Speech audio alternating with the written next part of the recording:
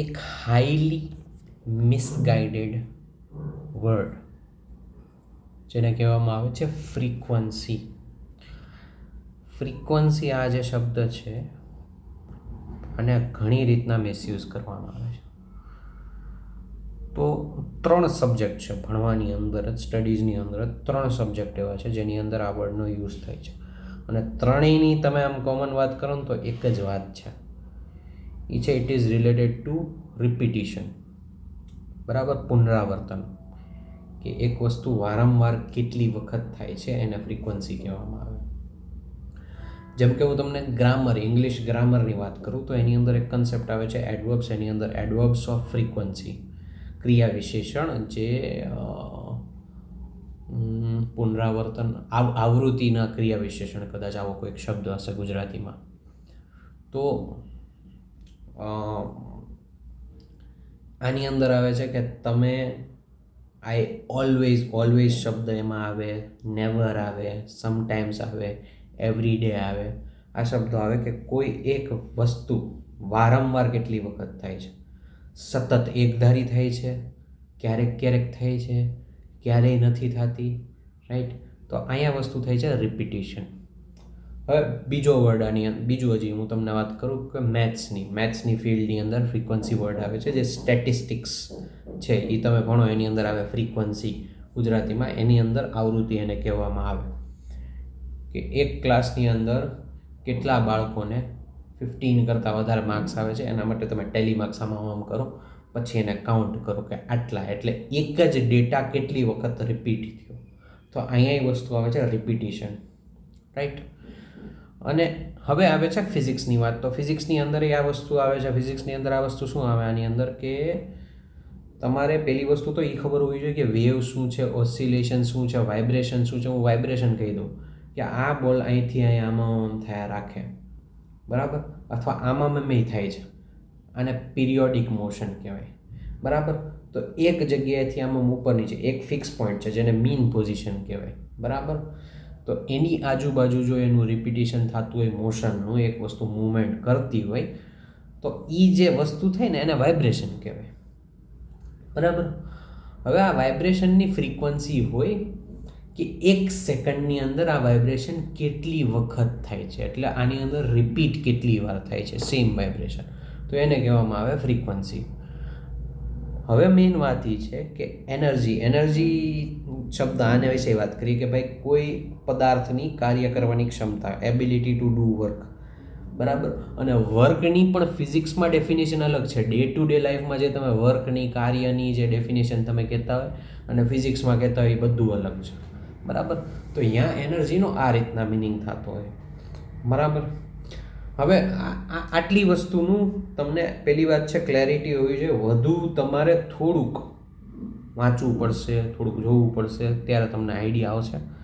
પણ આ જે વર્ડ છે ને એનર્જી, ફ્રીક્વન્સી, વાઇબ્રેશન, આને ઘણી રીતના મિસગાઈડ કરવા માટે યુઝ કરવામાં આવે છે. એટલી મેઇન વાત છે. બરાબર. કે તમારે છે ને તમારી લાઈફમાં કાંઈ વ્યવસ્થિત નથી ચાલતું એટલે તમને કહેવામાં આવે કે તમે હાઈ ફ્રીક્વન્સીની લાઈફ જીવો. તમે અત્યારે લો ફ્રીક્વન્સીની લાઈફ જીવો છો, તમારે ત્યાંથી લો ફ્રીક્વન્સીથી હાઈ ફ્રીક્વન્સીમાં જવાનું છે. આ વસ્તુ સાચી છે કે ખોટી છે એ વાત સાઈડમાં ગઈ, બટ આનો મિનિંગ શું થયું? મિનિંગ તો કયો, મિનિંગ, ક્લેરિટી આની અંદર તો લે આવો. લો ફ્રીક્વન્સી એટલે શું, હાઈ ફ્રીક્વન્સી એટલે શું? આને લઈને ઘણા બધા સ્યુડો સાયન્ટિફિક મોડલ જે દેખાવે સાયન્ટિફિક લાગે પણ હકીકતે ન હોય એવા મોડલ્સ ઘણા બધા છે. હું તમને એક વાત કહું તો એક જગ્યાએ એવું હતું કે ભાઈ ગિલ્ટ, શેમ ને ફિયર છે એ લો ફ્રીક્વન્સીમાં આવે, પછી હાઈ ફ્રીક્વન્સીમાં આ વસ્તુ આવે ને અલ્ટિમેટલી આમ સૌથી ઉપર લવ છે ને પછી એક એવી વસ્તુ છે એનલાઇટનમેન્ટ, એ બધી વસ્તુ આવે. હવે અહીંયાથી ક્લિયર થાય છે કે આ લોકો જેટલા આ બધી વાત કરે છે એને નથી સાયન્સની ખબર, નથી રિલિજનની ખબર, કોઈ જ વસ્તુ વિશે કાંઈ જ આઈડિયા નથી. ગમે તેમ આડેધડ આવે છે અને આડેધડ આપણે એને ફોરવર્ડ કરીએ છીએ. રાઈટ. સો આ વસ્તુની ક્લેરિટી તમને હોવી જરૂરી છે અને આના માટે જ શિક્ષણ છે, આના માટે જ એજ્યુકેશન છે. એજ્યુકેશન એના માટે નથી કે ભાઈ તમારો છોકરો ભણીને આમ કંઈક મોટો થઈ જાય કે મોટા થઈ જાય. એ હાઈલી સેલ્ફિશ સેન્ટરથી તમે એ વસ્તુને જુઓ છો, અને એ સેલ્ફિશ સેન્ટરે જ આજે ખરાબ હાલત કરી છે એજ્યુકેશન સિસ્ટમની. સમજો તો સારી વાત છે, બાકી ઠીક છે, મોજ મજા કરો, જલસા કરો, બીજું રાઈટ. તો આ બાબતે જરૂરિયાત છે કે જેટલા એડલ્ટ્સ છે એને એજ્યુકેશન મળે. કારણ કે મારો એક ફ્રેન્ડ છે, એણે મને શું કીધું, હું આવું કંઈ પણ અપલોડ કરતો હતો તો કે ભાઈ તું જે કંઈ વિડીયો બનાવો ને એમાં સ્પેસિફિક ઓડિયન્સને ટાર્ગેટ કરીને બનાવો. કે ભાઈ આ બરાબર એક જ જગ્યાએ એવું હતું કે મેથ્સનો એક કન્સેપ્ટ બહુ ટાઈમ પહેલાંની વાત છે, એની અંદર હું ટ્રિગોનોમેટ્રી હું 10th ઘડીક બોલતો હતો, ઘડીક 12th બોલતો હતો, ઘડીક લોઅર સ્ટાન્ડર્ડની કંઈક વાત કરતો હતો, ઘડીક કોલેજ લેવલના કન્સેપ્ટની વાત કરતો હતો. કારણ કે મૂળ જે એનો જે ગોલ હતો ને એ હતું જ્ઞાન વહેંચવું, એ એનો ગોલ હતો મારો, રાઈટ. પણ એમણે મને એક વાત કરી અને એ વાત એણે સાચી કરી. એણે કીધું કે ઓડિયન્સ સ્પેસિફિક બન, કે ભાઈ આ સ્ટાન્ડર્ડ તારે ટાર્ગેટ કરવું છે, આ સ્ટાન્ડર્ડ ટાર્ગેટ કરવું છે, કોલેજ ટાર્ગેટ કરવું છે, શું કરવું છે, રાઈટ. કારણ કે એ ખોટો નહોતો, એ વ્યક્તિ સાચો હતો. કારણ કે એણે જોયું કે માણસો આની પાછળ જ લાગેલા છે.